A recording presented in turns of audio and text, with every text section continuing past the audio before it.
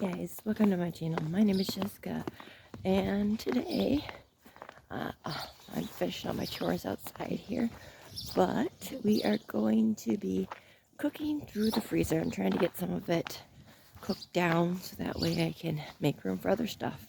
If you guys enjoy my videos, go ahead and get the thumbs up, and please subscribe and hit the bell notification so you don't miss any more videos. Let's get going. Alright, the first thing I am going to use up are my cranberries that I had in the freezer.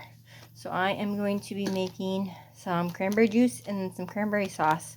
And I am going to use the recipe that I got from Living Traditions. I will link their video below if you want to know how to do that. Now this is 5 bags of the cranberries. She had 15, so I am only going to do about a third of what she did.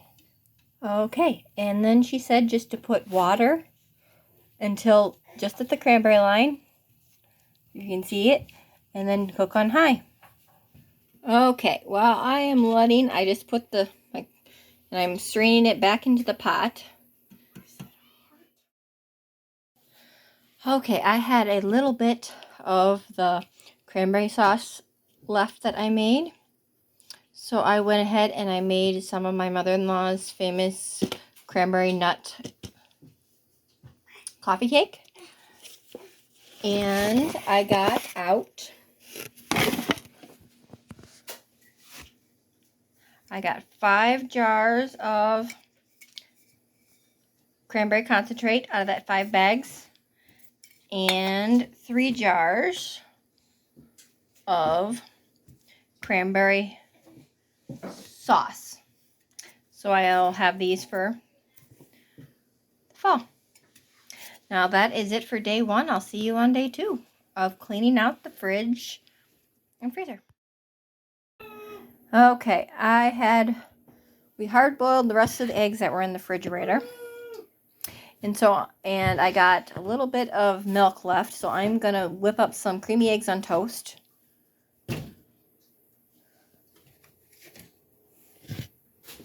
And I will have that video and recipe linked below if you want to make some of those.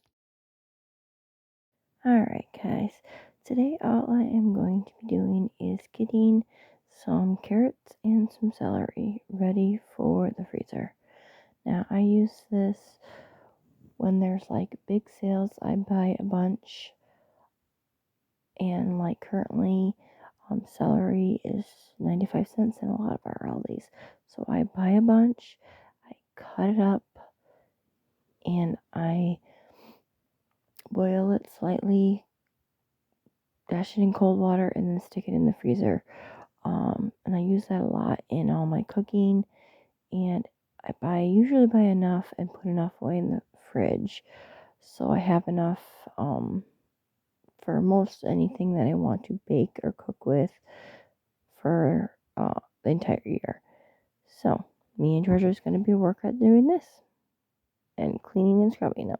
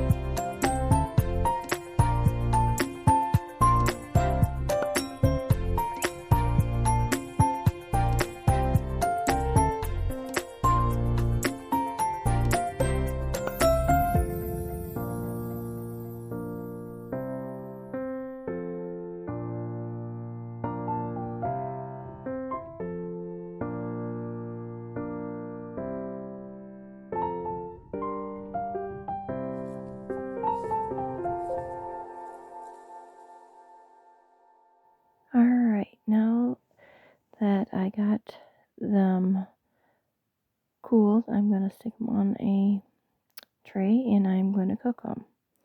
Then I'm going to repeat the process with the celery. Alright, the next day what we decided to do was make a bunch of baked potatoes.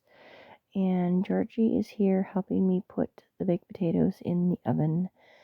Now, the oven is not on, and we are very careful. He knows hot, and so he always helps me put the potatoes on, and then he tells me to put it on. And for the rest of the meal, Dirk grilled some steak, and we just got out some frozen sweet corn. That was our meal for day one. The next day, or with the leftovers, I chopped up a bunch of the steak it was not enough for a full meal for everybody, so I decided to make a nice soup. And I took some of the leftover potatoes, and I had some leftover sweet corn. So what I did was, at a restaurant there was these really, really good steak soup, and I wanted to try it. It was like a really peppery soup. So all I did was peel the potato skins, and I kind of did a rough chop of them so that way they had giant chunks of vegetables in there with the meat. So, and since I didn't have quite enough leftovers, I am just going to get some other potatoes that I will add to it. Okay, I did a rough chop of 3 large potatoes after I peeled them. It was about the size, oh, that can be a little smaller.